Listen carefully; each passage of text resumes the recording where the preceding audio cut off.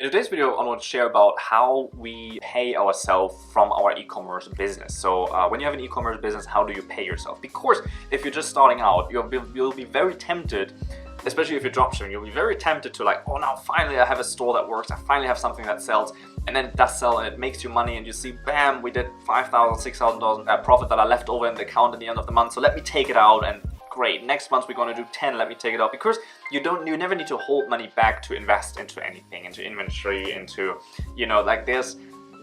most people don't know about tax until the end of the year, and they get hit and get scared, and it's not a great experience.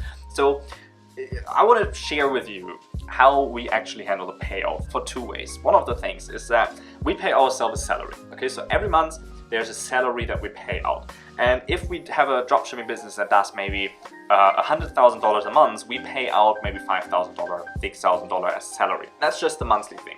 That covers the living costs. That's nothing where you can go nuts on. We could pay out more. Yeah, we could do that. But the problem is, have you ever, if you get your salary monthly, have you ever noticed, I'm sure you have because I do, that the first 20 days are fine, and then the last days you're like, oh shoot, I spent way too much money, now I gotta pinch my pennies, and can't spend too much because you kind of used up most of it in the first 80% of the months, right? That's usually how it gets, and you kind of blow through the money, and then in the end of this, you're like, oh shoot, let me check when is the 30th coming, when is my next salary coming, so I can, now I can't spend so much once the salary is here, and then the salary hits, and you're like, boom, let's go for a steak tonight. That's just how it is. And it happens on any income level. It happens on $5,000, it happens on $1,000, it happens on $100,000.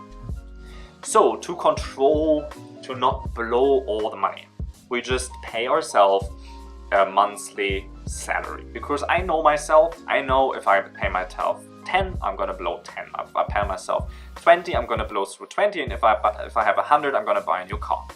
That is how, it's a very normal thing. However, or maybe I'm just weak, I don't know. If you're strong enough, this doesn't apply to you, but I know myself, I know I'm weak, so I have to put some sort of restraints on myself.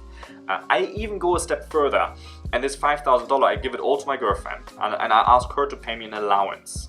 And she gives me an allowance every week, so that I have this broken up weekly, so I'm not spending too much money I'm not spending the rest as well, so we can actually save up some money, and it just helps you to practice a little bit control. Because the self-control, it's not like you make $100,000 and your self-control is there as well. Because if you make $100,000, you have to have so much more self-control because there are taxes coming, there's money that you need to hold back. It's you think it would be so hard to blow it.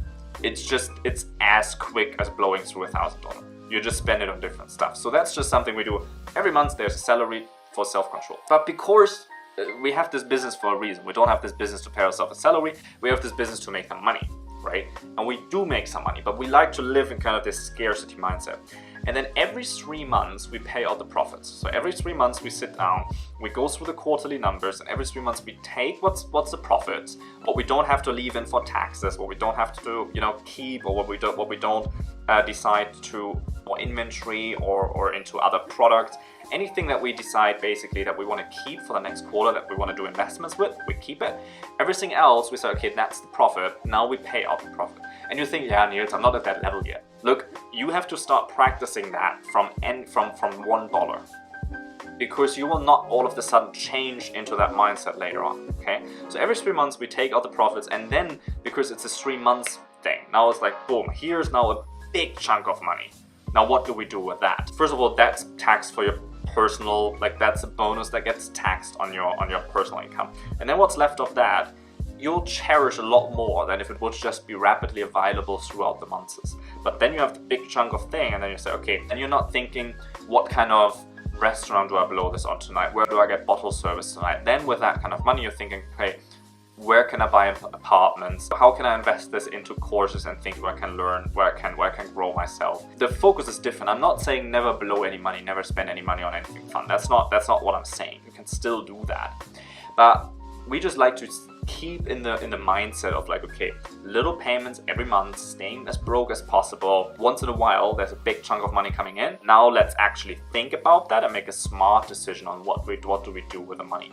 if that helped you, let me know in the comments. Let me know what you think about that in the comments. Let me know, would you give your girlfriend or your spouse or your partner or your boyfriend or your husband or whoever, would you give them all your salary and say, pay me an allowance? Let me know what you think about that in the comments below. And make sure to hit the bell and the subscribe button here, because we have so many more cool videos launching here. We're actually launching a big project where I'm going to do a podcast that is a lot more personal. So it's a personal podcast. I have a ton of cool entrepreneurs and people that I interview from here, but it's not necessarily going to be the entrepreneur show. Basically, we're just going to get drunk-ish and talk and just reveal a lot of personal stuff here from me and entrepreneur friends that I have here on the ground in China. And I know you'll enjoy that. So if you have personal questions to me, just leave them in the comments below. Let me know what you want to know and I tell you what I know. So catch you then. Cheers.